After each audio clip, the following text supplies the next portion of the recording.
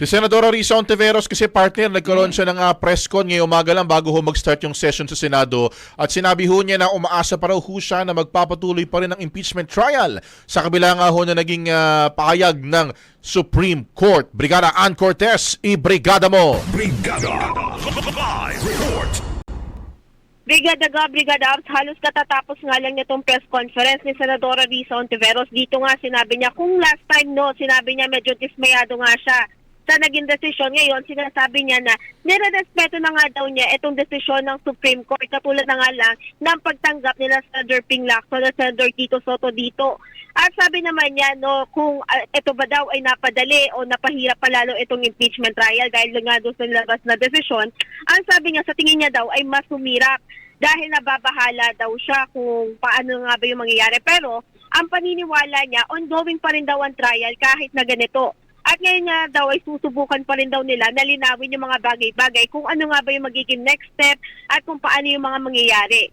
Pero nung tinanong naman din siya kanina kung ano nga ba yung ideal scenario para dito sa impeachment, ang sabi niya, more on siguro daw, okay daw kung magkakaroon nga rin daw talaga ng mga grupo na magpa-file para magkaroon ng motion for reconsideration tungkol nga dito sa apela. Kasi ang sabi nga niya, hanggat hindi pa nga final, ang understanding nga daw kasi niya is ongoing ang trial kasi daw, ang impeachment is super fluid. Katulad na nga lang daw nitong mga naging pagbaha, mga pag-ulan nitong mga nakarang araw.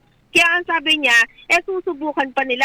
Pero nang matanong naman siya, kung siya ba mismo, somehow may plano ba siya mag-file ng motion for reconsideration, ang sabi niya, sa ngayon, wala pa siya dun sa state na gusto niya mag-file ng motion for reconsideration. Pero sabi niya, aside from that, sa ngayon daw, wala rin daw siya naririnig dito sa mga kasamahan niyang senador na gusto magsulong. Pero, ang kanyang ibinahagi kanina, walang nagpa-file for motion for reconsideration. Pero ito, Brigada Gov and Brigada Abs, meron daw dinadraft na resolution. So kung tatanungin nyo kung para saan itong resolution, itong draft resolution na inaano nila, tungkol daw to sa pagko-compile ng mga payo ng mga legal experts kung paano nga ba mag-move forward. Kasi katulad na nabanggit ko kanina, sabi nga ni Sen. Risa, medyo dahil lumabas nga yung desisyon ng korte, medyo kumbaga medyo lito pa sila kung paano nga ba yung gagawin. So, etong nag-draft down ng reso, sabi niya, magiging joint resolution to. Pero hindi niya muna pinangalanan kung sinong senador ang nagsulat nito dahil ang gusto daw niya, etong mismong senador, yung mismo magsasabi na meron siyang dinraft na resolution. Pero ang binigay lang niya na detail kanina is tungkol siya sa compile ng mga payo ng mga legal experts. At aside from that, sinuportahan din niya itong panawagan ni Senator Bam Aquino na magkaroon ng caucus para mapag-usapan nga ito. Pero mas maganda nga daw kung sa plenaryo nga daw mapag-usapan nito. Pero kanina, sabi niya, wala pa naman sa sa plano niya na pag-usapan to up to mamaya sa mismong plenaryo.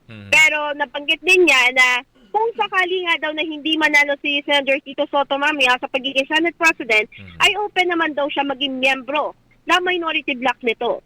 Ayun, pero pag minority, solo niya na yung minority kasi alis yung dalawa niya kasama, magma-majority raw di ba? Pero yung binanggit mo, Brigada Ann, niluluto na resolusyon dyan na wala pang malinaw kung sinong magsusulong yan. Pero ang malinaw lang, yung supposed resolution na yan, magtatakel yan doon sa possibility na magpapatuloy yung Senado sa pag-akto bilang impeachment court kahit nga may decision or may statement na nga yung Korte Suprema declaring yung articles of impeachment bilang unconstitutional.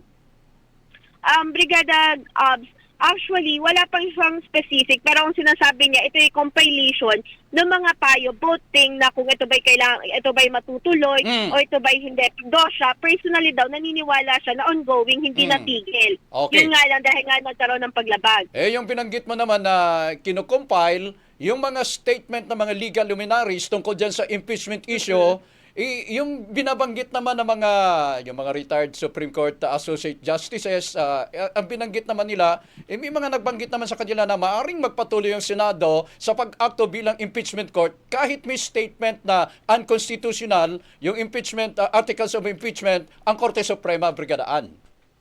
Yes, tama ka dyan, Brigada. Actually, si SB Cheese before nabanggit niya din na kahit ano man yung maging resulta ng sasabihin ng Supreme Court, possible na pwede nilang pagbotohan ito. At yun nga yung sinabi kahapon ni Attorney Reggie Tongol, which is yung Senate Impeachment Court spokesperson nila, na ang sabi nga niya, katulad nga dahil collegial body sila, deliberative sila body, pag-uusapan pa nila ito. Though, hindi pa alam kung ngayong araw na to dito sa mismong magiging opening session, mapag-uusapan, magkakaroon ng botohan, or baka doon na sa mga susunod. Dahil alam naman natin, ang magiging process lang naman ngayon is pagbubukas ng session, so more on election ng Senate President, and after that, kung wala naman magiging pagtataas ng mga for example, ito, kung hindi naman mapag-uusapan, ang next na mangyayari is yung pagsusumite na joint or concurreso na nagsasabi na handa na sila na makinig ng SONA, which is mamaya pupunta na nun sa mismong sa Kongreso after nito. Okay. Okay. Salamat.